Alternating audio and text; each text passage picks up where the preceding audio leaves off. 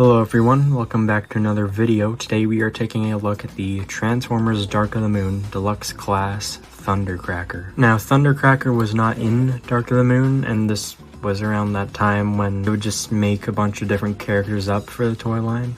And this is clearly just a repaint of the Starscream mold.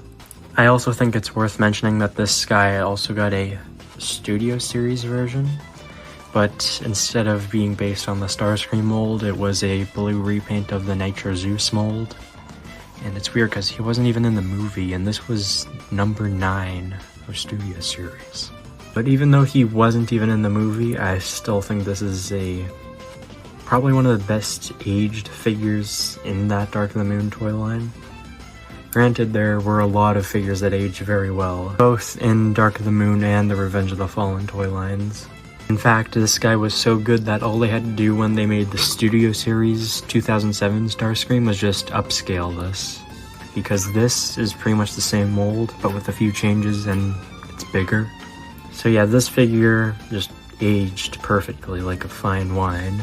He looks pretty good, except they still have the product number right on his shoulder, and that's kind of an eyesore since it's right up in your face. And while I do love the paint, I do wish we got a bit of blue on the face.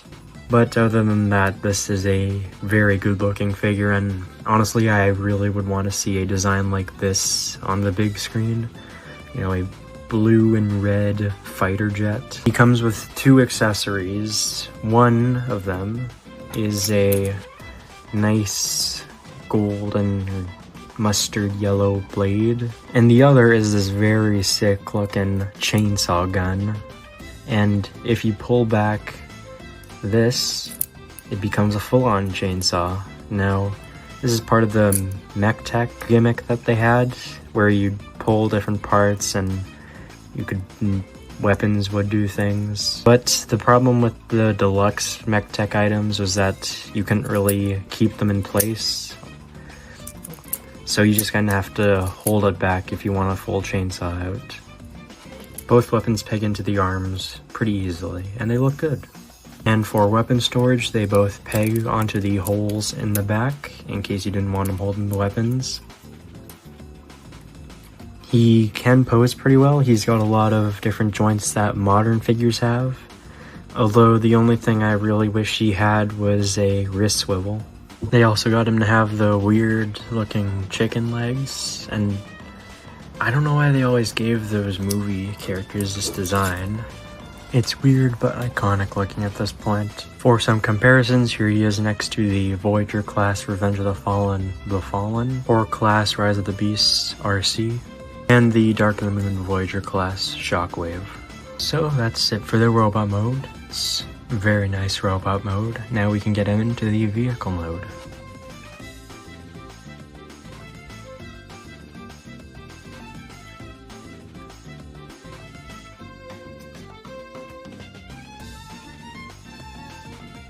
Now we have the jet mode, and this is a gorgeous looking jet. I love the blue and with the white and the red stripes going through. And the silver and the yellow cockpit looks nice. The only problem I really have is all the junk on the bottom, which is just gonna happen when you make a toy that turns into a fighter jet. His weapons both plug into the bottom of his wings. And I mean, they look kinda goofy there, but I mean, you can also just interpret them as space weapons attached to his Earth vehicle mode. Now for the comparisons, here he is next to the Studio Series 2007 Starscream, and here's the funny thing about this one is that I got this, or actually no, I got this before I got this, and then I actually didn't transform it until after I got this guy and learned how to transform this guy.